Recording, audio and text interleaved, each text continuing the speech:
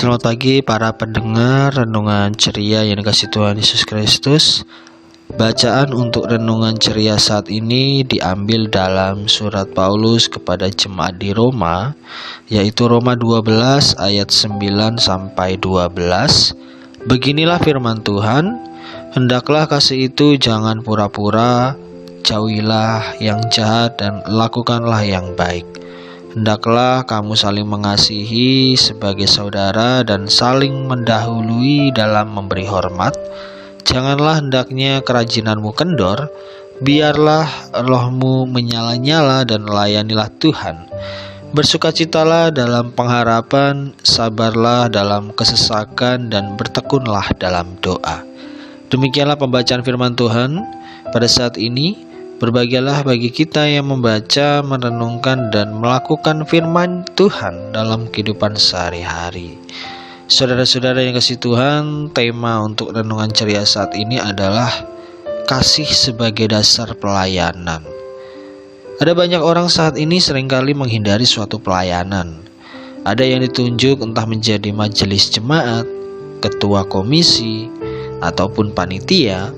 Tidak sedikit orang yang mengatakan, kalau bisa saya jangan dimasukkan ke dalam jajaran kepanitiaan, tapi saya sanggup dan siap jikalau untuk dibantu untuk keperluan apapun. Dengan kata lain, punya hati untuk membantu tetapi tidak mau dijadikan sebagai anggota kepanitiaan. Alasan yang paling kuat di sini adalah orang ingin terlepas dari suatu tugas ataupun tanggung jawab. Berbeda dengan orang yang ingin membantu, bahwa membantu terkait dengan sebisa saya melakukannya tanpa ada tuntutan ataupun tugas pelayanan. Biasanya tipe orang yang seperti ini justru terlihat begitu tulus dalam hal melakukan suatu pelayanan, sekalipun ia tidak ingin dimasukkan ke dalam jajaran sebuah kepanitiaan, komisi, ataupun kemajelisan. Artinya ia sungguh-sungguh punya kemauan kuat untuk membantu ketimbang dipilih untuk menjadi anggota.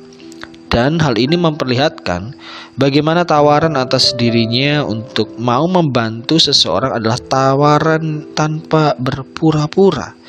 Paulus juga menegaskan bagaimana sifat pura-pura ini seharusnya tidak diterapkan atau dijadikan sebagai dasar dalam sebuah pelayanan.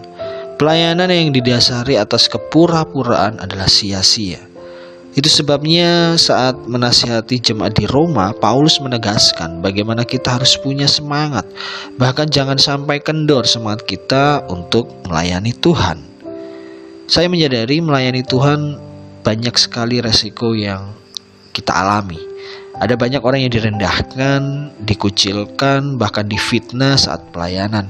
Itu sebabnya ada 3 hal yang dapat membuat kita punya semangat pelayanan, yaitu tetap bersukacita walaupun pelayanan itu dirasa berat, tetap bersabar sekalipun pelayanan itu kadangkala menuai suatu penolakan, dan tetap bertekun meskipun pelayanan itu sulit untuk dilakukan.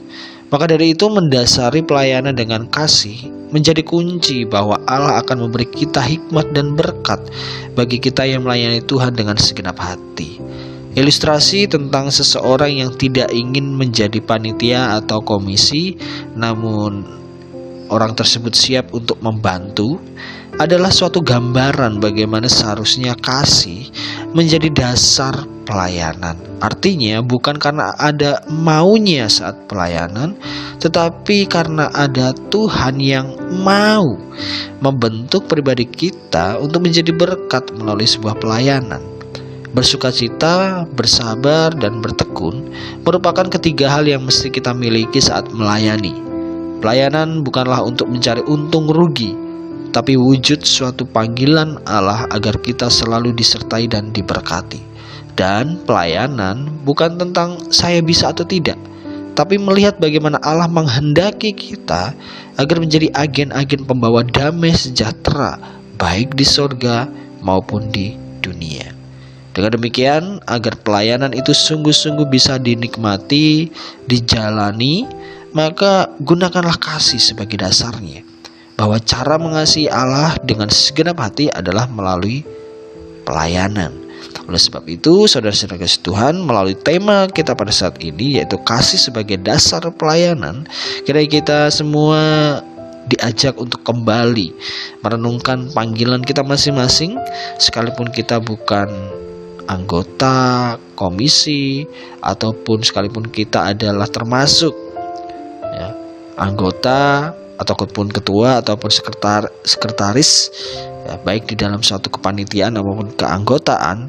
Biarlah kita melakukannya dengan setulus hati, dan kita melakukannya tanpa harus berpura-pura, sehingga ada damai sejahtera, ada berkat, dan ada penyertaan Allah dalam kehidupan kita.